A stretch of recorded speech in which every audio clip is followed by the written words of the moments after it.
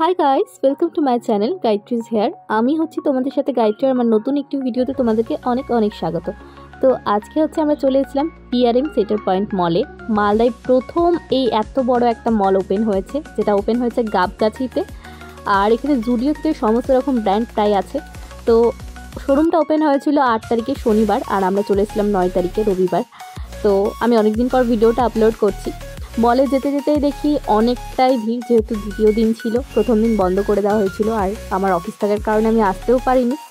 মলে ঢুকে প্রথমে দেখলাম নাইকা স্টোর, যেটা অল টাইম মেয়েদের একটা ফেভারিট স্টোর। তো আমি স্টোরে প্রথমে ঢুকিনি, কারণ একটাই, আমি রিসেন্টলি নাইকা থেকে অনেক কিছু পারচেস করেছিলাম, সেই জন্য আমি নাইকা স্টোরটা ইগনোর করে দিয়েছিলাম প্রথম দিন। তো প্রথমেই দেখলাম কিছু কিছু শপ এখনও পর্যন্ত ওপেন হয়েছিল না। তো প্রথমে ঢুকে দেখলাম এখানে সেলফি জোন আছে, আর উপরে বেশ সুন্দরভাবে লাইট দিয়ে ডেকোরেশন করা আছে। তো তারপরে সোজা চলে গেলাম আমরা ওপরে ফার্স্ট ফ্লোরে ছিল বাটা, জুডিও ছাড়া আরও অন্যান্য ব্র্যান্ড। তো আমরা প্রথমে ওপরে গিয়ে ঢুকেছিলাম জুডিওতে। আর সবথেকে বড় ব্যাপার, আমি উঠে প্রথমে তো যেটা আমার কাছ থেকে, আমি কোথাও গেলে আমি বলি আমাকে ছবি তুলে দাও, বাট এখানে পুরোপুরি উল্টো হয়ে গেছে। আমি জাস্ট ভিডিও করছি আর আমার হাজব্যান্ড পুরো পোজ দিয়ে দাঁড়িয়ে আছে, আমাকে ও আগে বলছে আমাকে ছবি তুলে দাও। তো যাই হোক, আমি একটু ভালো লাগলো যে আমার থেকে ও একটু কিছু শিখে গেছে, মানে ছবি তোলা। মানে প্রথমত ও তো আমার ক্যামেরাতে একেবারেই আসতে চায় না, মানে ভিডিওতে। তো এখন তাও দেখছি টুকটাক ও আসছে। তো প্রথমে আমরা জুডিওতে ঢুকেছিলাম, আমাদের উদ্দেশ্য তো জুডিওতেই আসার ছিল মেন, আর একটু শপিং করার ছিল। জুডিও থেকে কালেকশন কীরকম আছে দেখার ছিল। তো প্রথমে আমি জুডিওতে ঢুকে এখানে পারফিউম দেখছিলাম, কিছু কসমেটিক্সও দেখেছিলাম, জামাও দেখেছিলাম। তো ড্রেস নেওয়া হয়নি সেরকমভাবে। তো আমি এখান থেকে কিছু আমার মেকআপের জিনিস নিয়েছিলাম, লাইক পারফিউম, তারপর শিটস মাস্ক, আরও অনেক কিছুই নিয়েছিলাম।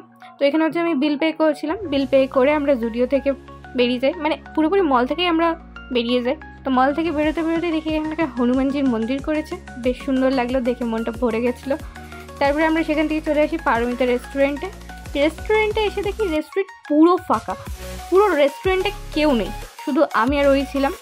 তো তারপরে এখানে মেনু দেখছিলাম কি খাওয়া যায়। তো ফাইনালি আমরা নিয়েছিলাম peanut masala and fish fry, যেটা ভেটকি মাছের।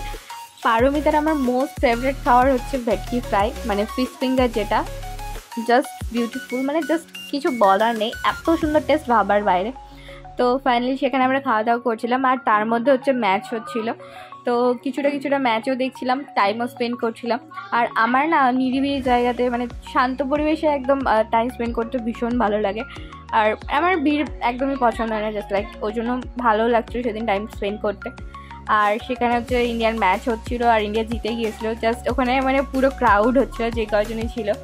আর সব থেকে বড় গাইস, আমাদের সামনে দুজন বসেছিল, দেখে মনে হচ্ছিল এক্সট্রা অ্যাফেয়ার, আমি জানি না, মানে জাস্ট ভাবার বাইরে। আমি ক্লিপগুলো নিয়েছিলাম, বাট তোমাদের সাথে শেয়ার করলাম না, কারোর পার্সোনাল জিনিস নিয়ে এরকম করা উচিত না, যদিও বা। তো যাই হোক, তারপরে আমরা পারমিতা থেকে খাওয়া দাওয়া করে বেরিয়ে যাই।